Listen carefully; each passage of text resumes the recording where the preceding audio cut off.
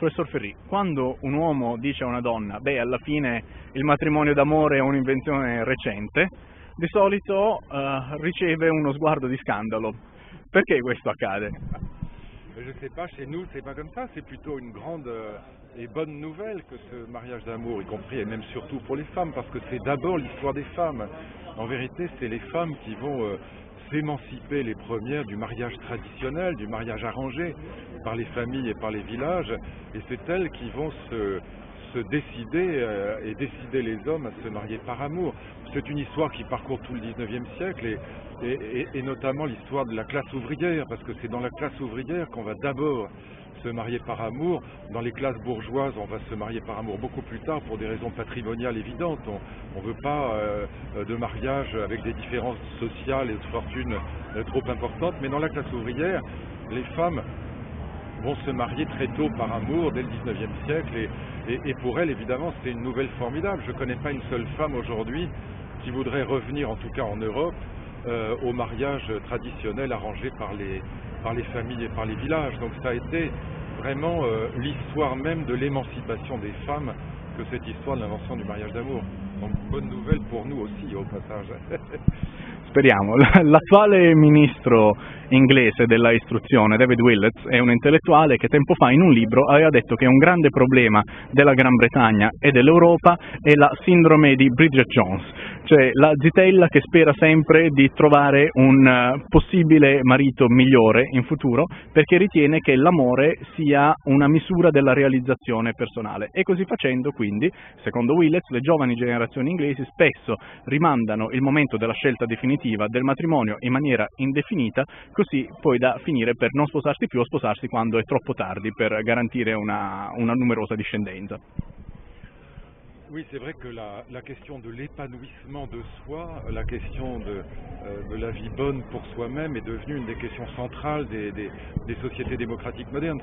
C'est tout à fait juste et c'est vrai que ça va expliquer le fait qu'on se marie tardivement. Beaucoup de femmes veulent d'abord réussir leur vie professionnelle avant de se marier parce que évidemment le mariage va rendre les choses plus difficiles. Mais il ne faut pas oublier qu'au Moyen-Âge, au XVe siècle, au XVIe siècle, on se marie beaucoup plus tard qu'aujourd'hui. On se marie en général autour de 27-28 ans. Quand on considère que la vie est très courte à l'époque, hein, au début du XIXe siècle, la longévité des hommes comme des femmes d'ailleurs, c'est autour de 29-30 ans.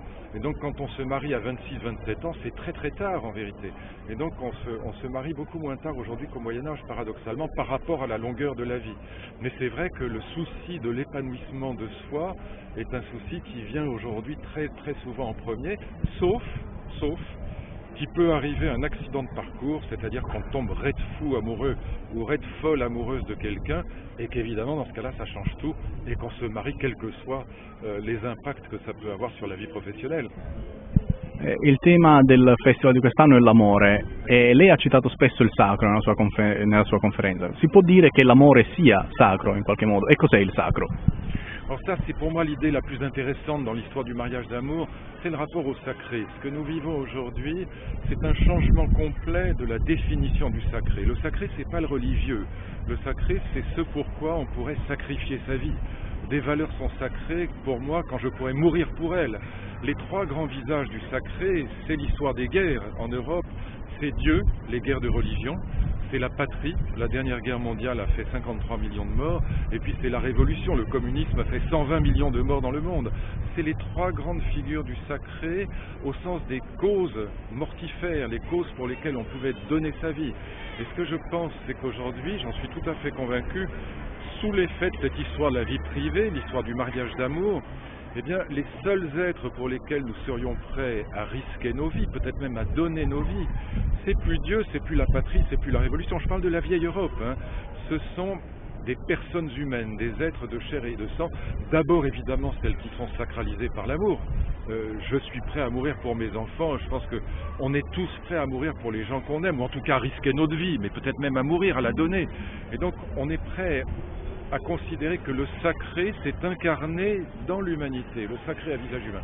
Et ça, conditionne une question politique nouvelle qui est plus celle de la nation ou de la révolution, mais qui est la question des générations futures. Parce qu'au fond, ces générations futures, nos enfants sont aujourd'hui les seuls êtres pour lesquels nous serions prêts à des vrais sacrifices, y compris le sacrifice suprême. Et ce n'est pas un repli sur la sphère privée, contrairement à ce qu'on pourrait croire, c'est au contraire un formidable élargissement de l'horizon. Parce que nos enfants, notre jeunesse, comme disait Peggy, c'est l'humanité qui vient, et il n'y a pas de cause plus grande que celle de l'humanité qui vient. Ce n'est pas une petite cause, à la limite la cause de la nation, ou même la cause de la révolution, c'est une petite cause à côté de cette grande cause qu'est la question de savoir quel monde nous les adultes nous prendrons la responsabilité de laisser à nos enfants. Grazie, ci auguriamo di vederla presto al festival, arrivederci.